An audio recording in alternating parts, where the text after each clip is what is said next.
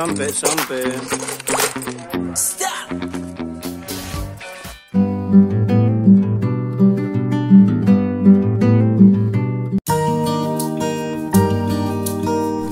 Oke, assalamualaikum warahmatullahi wabarakatuh. Kembali lagi nyambung dari vlog terakhir tentang terkait dengan materi-materi Tibun Nabawi sebenarnya.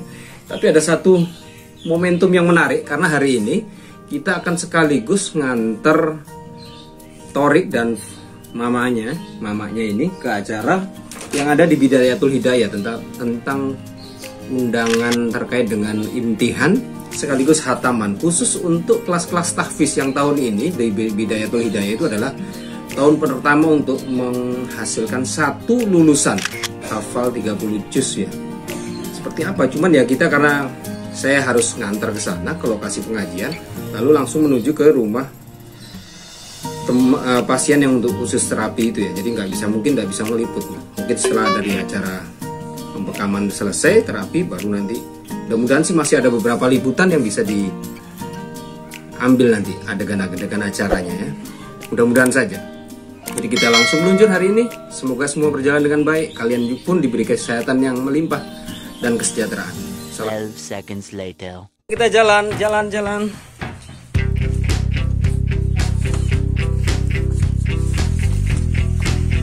Oh, ini dia.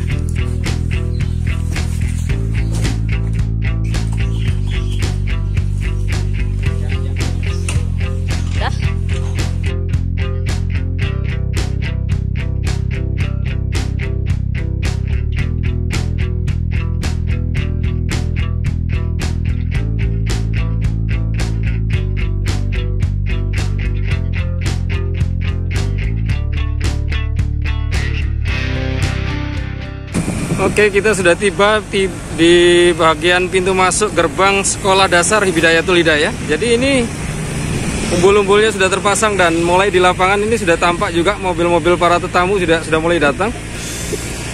Nah, jadi sementara kita tidak bisa meliput ya acaranya. Kita harus membekam dulu. Lanjut.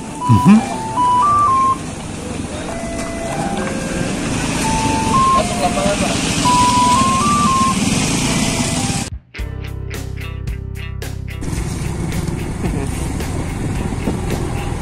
Oke, kita lewat jalan-jalan tembus di wilayah ujung bandara landasan.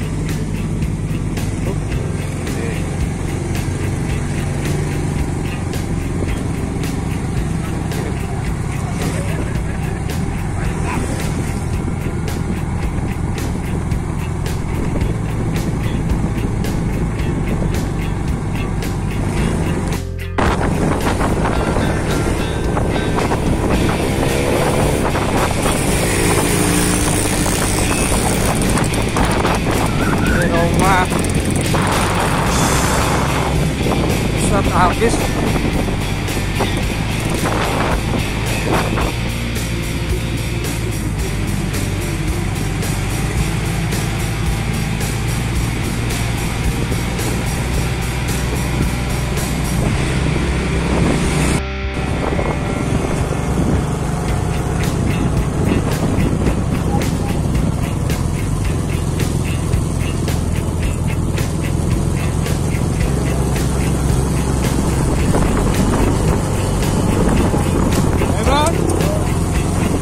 Oke, kita masuk di dusun Kebun Lauk, bagian dari desa Jatisela.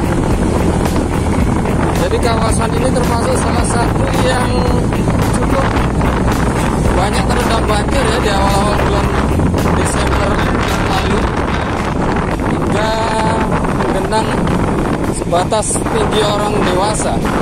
Jadi di sini ini termasuk kawasan-kawasan yang terendam parah.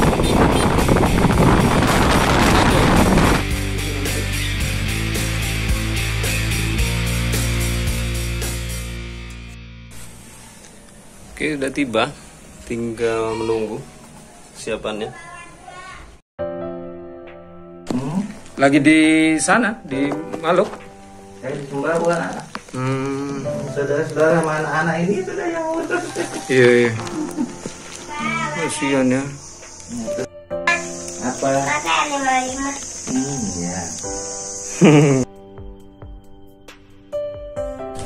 Nah, akhirnya tuntas juga ya pemakaman yang terakhir di 19 Jumadil akhir.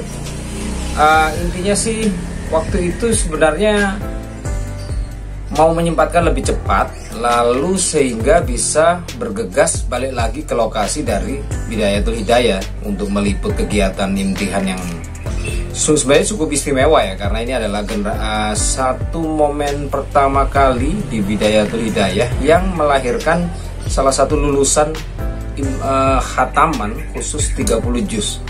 Beda dengan imtihan yang biasanya, karena mereka itu biasanya lulus yang 1 juz atau imtihan-imtihan yang dari awal itu ya, pembinaan awal. Nah, ini adalah 30 juz. Cuman sayang karena memang terapinya juga harus berjalan dengan cukup lama, sekitar 1,5 jam. Jadi ya sangat disayangkan tidak bisa pergi meliput kegiatan di Bidayatul Hidayah. Dan terkait juga dengan kondisi pasiennya yang satu ini yang sudah saya ceritakan sebelumnya, ini adalah Bapak Satpam yang bekerja di wilayah pertambangan yang dulunya Newmont, sekarang sudah berganti nama menjadi apa ya, PT Amar kalau tidak salah, PT Aman atau Amar itu. Sudah pemilikan sahamnya setelah dibeli oleh lokal dari Indonesia. Nah, siapa itu? Bapak Panigoro atau siapa waktu itu? Nah, lalu ini. Adapun karena prosesnya selama ini kegiatan-kegiatan bekam sih sebenarnya waktu di Newmont itu pun lokasi tambang di wilayah Maluk itu sebenarnya juga sudah ada beberapa terapis yang memang itu juga pernah kami latih melalui kerjasama antara lembaga kami, tempat kami ini adalah LP2TA ya, Lembaga Pendidikan Tibun Nabawi Ar-Royan, bekerjasama dengan waktu itu masih PT Newmont Nusa Tenggara begitu, pada masa-masa peralihan menjelang menjadi PT Aman. Jadi masih ada satu kegiatan yang mungkin waktu itu dikhususkan untuk masyarakat lingkar tambangnya dalam salah satu ini ya, bentuk kompensasi dari dana-dana CSR-nya yang dilupakan kepada masyarakat lagi sekitar tambang, terkait dengan penambahan skill sekaligus keterampilan khusus yang bisa dikembangkan oleh masyarakat sehingga bisa menjadi salah satu mata pencarian alternatif, seperti itu kurang lebihnya.